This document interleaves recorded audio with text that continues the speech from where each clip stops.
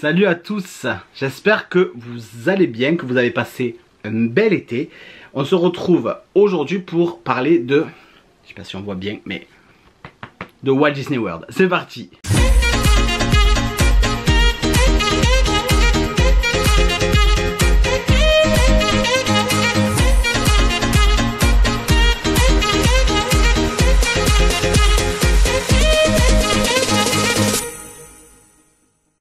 Salut, alors très content de vous retrouver là aujourd'hui. Ça fait presque 2 mois que je vous ai pas vu. Ça fait presque 2 mois que j'ai pas filmé du moins. Alors vous me voyez toutes les semaines hein. D'ailleurs vous êtes beaucoup à me dire mais combien de vacances, combien de congés tu as? J'ai 5 semaines hein, comme tout le monde. C'est juste que les vidéos c'est pas ce que je fais des samedis. C'est programmé, c'est voilà. Il y en a certains qui comprennent pas trop ou qui, je sais pas. Bref. Donc oui, là vous avez vu toutes les vidéos de la cruise. Mais la cruise elle était... j'ai plus les dates mais je crois que c'était fin juin. Là on est fin août. Donc j'ai tout filmé, j'ai tout monté dans la même semaine. La semaine dernière c'était le haul je crois. Et du coup je voulais commencer par déjà vous remercier pour l'engouement que vous avez eu pour cette cruise qui a été un peu surprise. Parce que je vous avais pas tenu au courant. J'avais eu envie, pour une fois, de pas vous dire. Voilà, c'était un peu la surprise pour vous. Pour nous aussi, parce que c'est la première fois qu'on faisait une croisière en Europe. Et la vidéo arrive bientôt là pour notre avis sur cette croisière et sur la FAQ, toutes les questions que vous avez posées. J'ai tout gardé évidemment. Et merci, j'ai tout bien regardé vos commentaires, j'ai répondu à tout le monde. J'ai regardé aussi, vous savez sur YouTube on a des statistiques. Donc évidemment je regarde, même si c'est pas mon métier mais je regarde quand même. Et voilà, j'ai vu que ça vous a plu mais que ça s'est soufflé sur la longueur. Et je peux le comprendre, il y a eu 7 ou 8 vidéos. Et je peux comprendre que ça vous plaise de moins en moins, qu'il y ait de moins en moins de personnes qui soient intéressées. Ça fait long, 7 vidéos ou 8 vidéos. Donc peut-être que voilà, il faut que je pense à être plus concis, faire des vidéos moins longues ou faire moins de vidéos regroupées sur 1 ou 2 jours. Enfin, je sais pas, on verra pour une future croisière qu'on fera l'année prochaine. Mais voilà, en tout cas moi ça me donne des idées. Et voilà, je sais à peu près vers où m'orienter pour continuer à vous satisfaire. Aujourd'hui on va parler des multipass, des Lightning Lane multipass. Qu'est-ce que c'est ça? C'est les nouveaux Fast Pass de Walt Disney World. L'annonce a été faite il y a un petit moment déjà. Et vous avez peut-être cru que j'étais passé à côté, mais que nenni, pas du tout. Évidemment, j'ai vu ça, j'ai voulu attendre un peu pour voir ce qu'il en était, voir comment vraiment ça se passait et pour essayer de comprendre un peu. Et là, on part, nous, j'ai fait le compte à rebours, je crois, il n'y a pas longtemps sur Instagram, mais je peux me connecter sur My Disney Experience. C'est vite fait et ça fait toujours plaisir de voir ce genre de choses. C'est en train de charger. Voilà, on part dans 92 jours, donc dans 3 mois. Donc ça va être vite là. Qu'est-ce que j'ai à vous dire? Je vais vous parler justement de qu'est-ce que c'est que ces nouveaux Fast Pass. Alors ça s'appelle plus des Fast Pass, mais c'est des coupes-fils. Voilà, tout simplement. Et qu'est-ce que c'est? Donc c'est Lightning Lane Multipass. Avant de vous expliquer vraiment ce que c'est ces Lightning Lane Multipass, je vais vous parler de ce qui existait avant. Mais bien avant. La première année où on est allé nous à Walt Disney World, si je ne dis pas de bêtises, c'était en 2012 je crois. Est-ce que en 2012 c'était déjà ça? Oh, je me rappelle même plus. Il faut que j'aille chercher mon carnet. J'ai mon carnet. Alors je vérifie. Si c'était bien ça. Il me semble pas qu'on l'avait fait à ce moment là. Alors peut-être que ça existait déjà, mais en tout cas je connaissais pas assez encore le resort, tout ça pour pouvoir faire ça. Non, et puis de toute façon je suis bête, à ce moment là en 2012 on avait séjourné dans un Marriott, on n'était pas du tout dans un hôtel Disney. Et c'était un avantage qu'on avait que dans les hôtels Disney. Bref, à l'époque, donc bien avant les Lightning Lane Multipass et bien avant les anciens Lightning Lane, il y avait donc des Fastpass et ça portait le nom de Fastpass. Et en fait, on avait droit à 3 Fastpass par jour quand vous étiez en hôtel Disney. En fait, vous pouvez, comme maintenant, réserver vos restaurants. Donc c'était 30 jours avant, je crois, les restaurants, ou 60 jours avant. Je sais plus si c'était 30 ou 60. Et 30 ou 60 jours avant, l'un c'était les restos, l'autre c'était les attractions. Vous pouviez réserver et bloquer tous vos Fastpass pour la durée de votre séjour. Et vous pouviez en réserver 3 par jour. Donc ça veut dire que il vous fallait organiser et planifier votre journée, votre séjour. D'ailleurs, il y a aussi une vidéo qui va arriver là-dessus pour vous remontrer. Je l'ai déjà fait, mais vite fait dans une vidéo. Là, il y aura vraiment une vidéo organisation Walt Disney World. Vous réserviez donc vos Fastpass, donc 3 par jour. Et il vous fallait juste vous connecter sur ma Disney Experience. Et à ce moment-là, vous cherchez les attractions qui vous intéressaient et vous réservez des créneaux. Donc par exemple, vous allez tel jour, le lundi 23 octobre par exemple, à Magic Kingdom, vous réserviez vos 3 attractions. Donc par exemple, vous avez pris à 10 h du matin Splash Mountain, à, je sais pas, moi je dis n'importe quoi, à midi Haunted Mansion, et à 14 h vous aviez réservé l'attraction BTM. Voilà, et vous avez donc vos 3 Fastpass assurés, ils sont réservés, c'était sur votre application, et du coup vous passez à ces heures-là dans vos attractions, déjà réservées. Une fois que ces 3 attractions étaient passées, étaient terminées, à ce moment-là, vous aviez le droit d'aller sur une borne. Alors il y avait des bornes, je me rappelle surtout entre Frontierland et Adventureland, vous savez, il y a une espèce de passage où il y a des toilettes d'ailleurs. Et là, il y avait des bornes. Vous mettiez votre ticket. En maintenant, c'est les Magic Band, mais vous mettiez votre ticket d'entrée. Vous le scannez et ça vous proposait les attractions encore disponibles pour les Fastpass. Et vous pouviez prendre une 4e bonus. Voilà comment ça se passait avant. Et c'était... J'oublie l'essentiel. Et c'était gratuit. C'était gratuit. Ensuite, les Fastpass ont disparu. Et quand c'est revenu, donc après le Covid, donc c'était il y a 2 ans, hein, c'est revenu ça je crois, les Lightning Lane, il y a donc le Genie Plus qui est sorti avec les Lightning Lane. Et le Lightning Lane, donc vous pouviez acheter un Lightning Lane par jour et par parc. Donc vous payez, nous quand on y était allé on l'avait pris, mais à l'époque c'était pas si cher. Là c'est, je crois ces derniers temps là, c'était une vingtaine de dollars par jour et par personne, alors que nous quand on l'avait pris quand? Est-ce qu'on l'avait pris avec ma soeur? Oui, on l'avait pris avec ma soeur. Et on l'avait pris l'année d'avant aussi. Et c'était 10-12... Oui, c'est ça. On l'avait pris quand on y était allé pour l'ouragan. Et c'était 10-12 dollars la journée par personne. Donc ça nous avait coûté 24 dollars. Et là, vous pouviez réserver via l'application des Lightning Lane. Donc des Fastpass, des coupe-fils. Mais...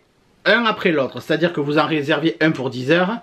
Une fois que vous arrivez à votre attraction, que vous scannez votre Magic Band, vous passez et hop, une fois que celui-là est validé, vous pouvez en prendre un autre. Et ainsi de suite.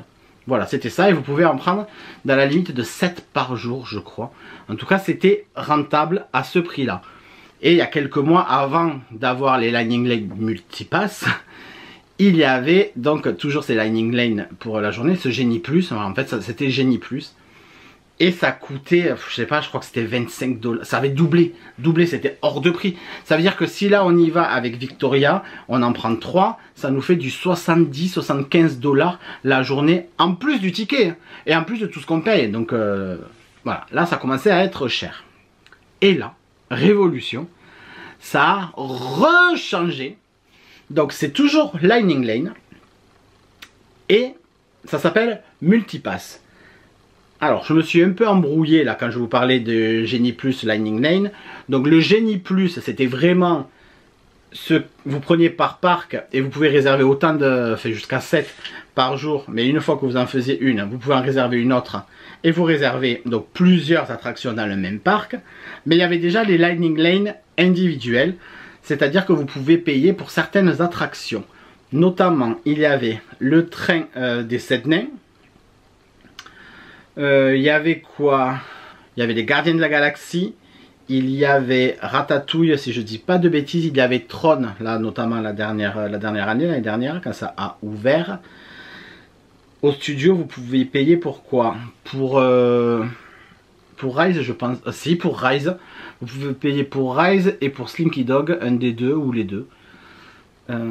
Voilà, pour les grosses attractions en fait, qui n'étaient pas comprises. Ces attractions-là n'étaient pas comprises dans le pack Genie Plus. Dans ce pack Genie Plus, vous avez toutes les attractions, sauf les plus grosses et les dernières. Guardians of the Galaxy n'était pas compris. Donc Tron non plus.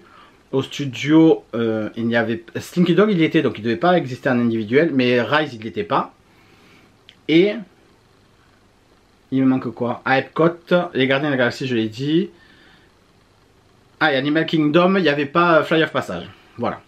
Donc maintenant, on revient à ce qui existe maintenant. Donc ce sont les Lightning Lane Multipass. Et en fait, c'est tout simplement du réchauffé. C'est la même formule que ce qui existait avant. C'est pour ça que je vous ai expliqué ce qui existait avant. C'est la même formule que ce qui existait avant. C'est-à-dire que vous prenez un multipass pour la journée pour un parc et vous avez le droit de réserver 3 attractions. C'est exactement pareil. Vous avez le droit de réserver 3 attractions. Une fois les 3 attractions faites, vous pouvez essayer d'en avoir une 4e. Sauf que cela est payant. Bravo Walt Disney World. Ce qui était gratuit avant est payant maintenant. Alors j'ai pris des notes pour vous dire exactement comment ça se passe. C'est à ce moment-là que je rentre un peu dans le détail. Ouais. Parce que, en fait, comme avant, quand c'était déjà ce fonctionnement-là, vous avez 2 listes d'attractions par parc. Je m'explique. Vous pouvez réserver 3 attractions. On va dire le lundi 18 de n'importe quel mois. Vous allez à Magic Kingdom. C'est votre premier jour. Vous prenez le Lightning Lane Multipass. Vous pouvez donc réserver 3 attractions. Ces 3 attractions, vous ne pouvez pas prendre n'importe quelle attraction. Évidemment, il y a des listes en fonction de la popularité de l'attraction. Vous avez une petite liste où vous avez 3-4 attractions. Et parmi cette petite liste, vous pouvez en choisir une seule. Ok? Et ensuite, vous avez la liste des attractions restantes. Et là-dedans, vous pouvez prendre les 2 dernières. Alors, c'est logique dans le sens où, par exemple, on parle encore de Magic Kingdom. Dans cette petite liste, il va forcément y avoir Tron, qui est tout nouveau. Le Seven Dwarfs, donc la mine des 7 nains, qui est assez récente aussi. Et Tiana Bayou, qui est tout nouveau. Voilà, mais ces 3 attractions, en face pass, vous pouvez en prendre qu'une seule. Pourquoi? Parce qu'en fait, ça peut paraître logique. Parce que si la liste, il y a toutes les attractions qui sont dans le même groupe, tout le monde va prendre les attractions les plus populaires. Et du coup, ça va laisser moins de chance aux derniers qui vont vouloir se connecter. C'est juste ça, c'est pour... Bon voilà, il y a des attractions qui sont très populaires. Sur ces populaires, vous en choisissez une. Comme ça, ça laisse la chance à d'autres personnes. Et il y aura plus de personnes potentiellement qui pourront réserver ces attractions. C'est frustrant, mais quand on y réfléchit un petit peu, c'est un peu logique. Avant de rentrer dans le détail des attractions que vous pouvez sélectionner et du prix, parce que c'est quand même important de savoir quelle sauce vous allez être mangé. Juste déjà pour info, nous on ne le prendra pas, hein, parce que c'est encore plus cher que ce qu'il y avait avant. Alors qu'avant vous pouvez en prendre jusqu'à 7 par jour. Et là vous êtes limité à 3, voire 4 si vous prenez la dernière. Mais c'est pour moi hors de prix, donc on ne le prendra pas du tout. Mais je tiens quand même à vous en parler, à vous informer du truc. Donc ce que je voulais vous dire, c'est que c'est quelque chose que vous pouvez prendre directement sur My Disney Experience. Et du coup, vous pouvez réserver jusqu'à 3 jours avant. Alors où est-ce que c'était marqué ça je l'avais vu aussi. C'est bon, j'ai retrouvé. En fait, donc vous pouvez réserver ces fast-pass à partir de 3 jours avant votre arrivée. Si vous êtes pass annuel de Walt Disney World. Si vous avez des tickets classiques sans réservation d'hôtel. Si vous êtes en hôtel Disney, que vous avez une réservation pour un séjour avec hôtel plus entrée, à ce moment-là, vous pouvez réserver vos Fastpass, vos Lightning Lane Multipass, et vous pouvez réserver vos attractions 7 jours avant votre arrivée, 7 jours avant le jour où vous voulez venir. Par exemple, vous venez le 17, vous pouvez réserver à partir du 10, voilà, 7 jours avant. Donc ça vous laisse plus de marge par rapport au pass annuel ou aux gens qui n'ont pas de réservation d'hôtel. Ce que je vois aussi, c'est que vous avez les tarifs qui sont affichés à partir de 21 jours avant votre arrivée en séjour. Donc ce que moi je comprends, c'est que vous pouvez acheter, vous pouvez déjà prévoir d'acheter ou acheter vos Lightning Lane Multipass pour tel et tel jour. Mais vous allez pouvoir réserver vos 3 attractions uniquement 7 jours avant. Voilà ce que moi je comprends.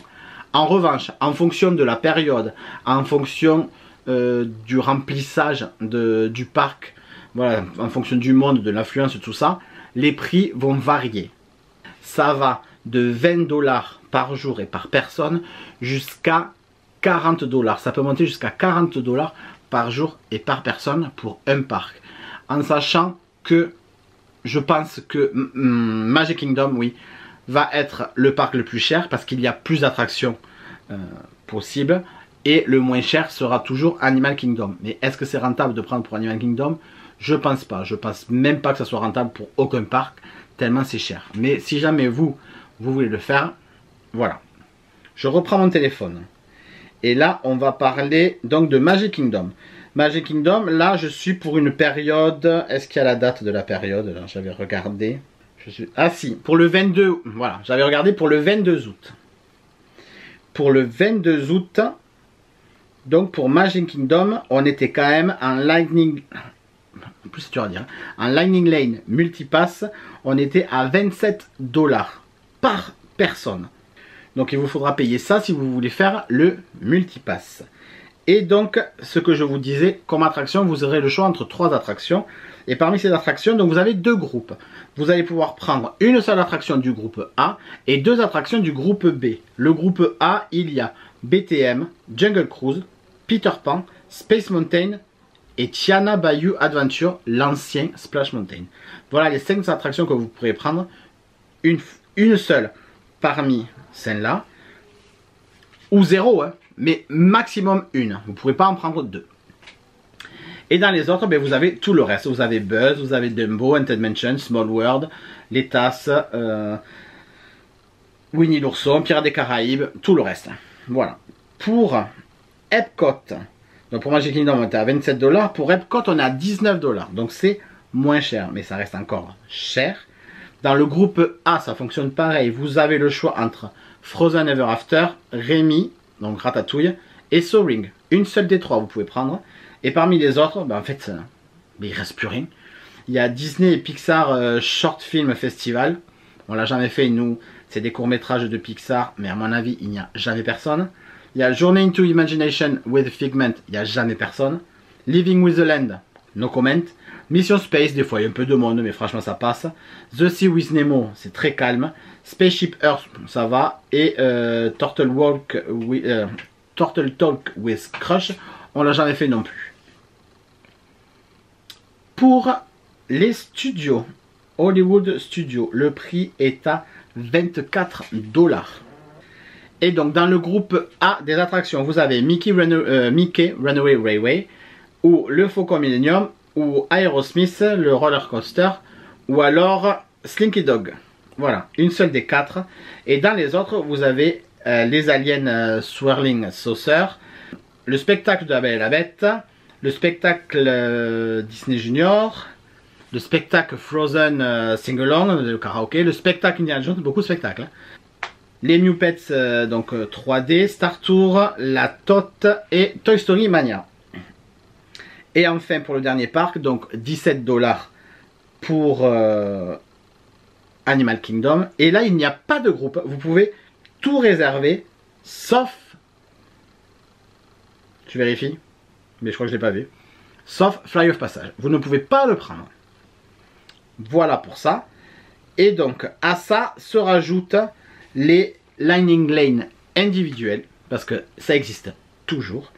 Et ce sont donc des attractions que je ne vous ai pas citées, qui ne sont pas comprises dans le Lightning Lane Multipass. Donc si vous voulez les passer, si vous voulez les faire en coupe-fil, ces attractions, il faudra forcément payer à l'unité.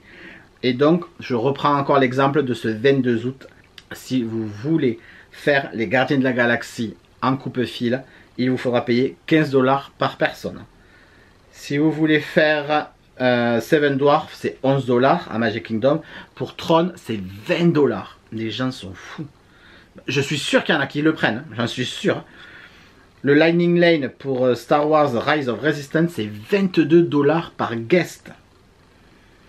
Et pour Fly of Passage, c'est 14 $. Alors qu'il est tellement simple de se lever de bonheur et de pouvoir faire Rise sans queue, Fly of Passage sans queue. C'est donc voilà ce que je peux vous dire sur ce nouveau système payant de coupe-fil. C'est donc clairement, je l'ai déjà dit, mais c'est clairement un truc que l'on ne fera pas parce que hyper cher. Parce que ben, tant pis, moi je préfère faire la queue, me lever de bonne heure. Il y a moyen, franchement il y a moyen. On est déjà venu où il y avait énormément de monde, mais on arrive toujours à faire ça. Mais je préfère m'acheter ou me faire un resto, me ramener des souvenirs ou me faire un resto plutôt que de payer 60 $ pour nous trois pour une journée pour avoir trois coupe-fil quoi. Pour moi ça vaut pas le coup. Après voilà, chacun voit son truc, chacun fait son séjour comme il veut. Quelqu'un qui vient que 2-3 jours par exemple, qui fait un passage express et qui a de l'argent, ok, pourquoi pas. C'est pas ma vision des choses, mais pourquoi pas. Il y a forcément des gens qui le font, ou alors ils font ça pour je sais pas. Franchement nous ça nous intéresse pas, mais voilà. Si vous vous demandez comment on peut faire pour avoir des fast-pass, mais voilà, il faut sortir le chèque. J'espère en tout cas que cette vidéo vous aura appris quelque chose et vous aura plu. Voilà, dites-moi en commentaire si vous connaissez tous ces systèmes de fast-pass qui a existé et ce que vous pensez surtout de ce nouveau, parce que ça m'étonnerait pas qu'il y ait un truc comme ça qui arrive d'ici quelques années à Disneyland Paris, hein.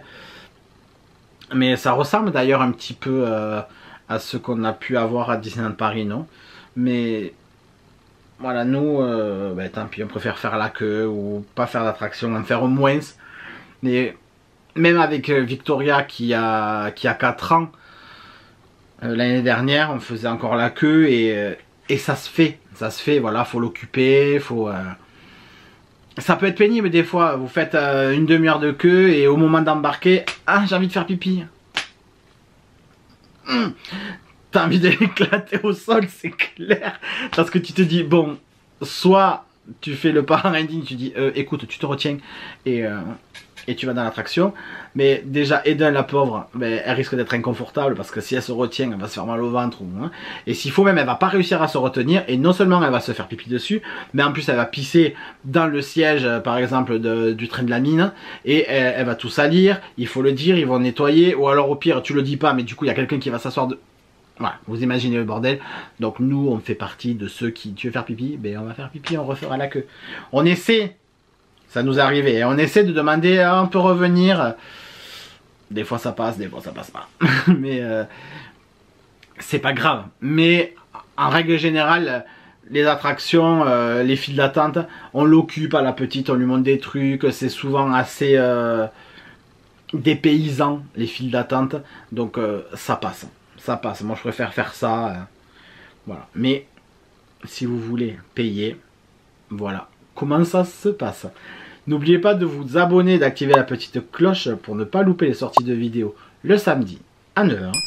Et je vous retrouve la semaine prochaine pour une nouvelle vidéo et ça sera le vlog de nos vacances. On ne part pas à Walt Disney World encore, mais on part en camping. Oui, ça fait 3 ans je crois. Et je vais vous faire 1 ou 2 vlogs. Pas beaucoup, hein. J'ai compris que si c'était trop long ça vous plaisait pas. Mais j'ai envie d'en faire 1 sur 2 Peut-être, je sais pas, en fonction de ce qu'on va avoir à faire. On fait jamais rien de fou, mais bon, c'est comme les vlogs à la maison. Mais là, c'est des vlogs à la maison, mais en vacances et au camping. Bref, vous verrez. Voilà. Soyez là, samedi à 9 h et vous verrez. Bye bye!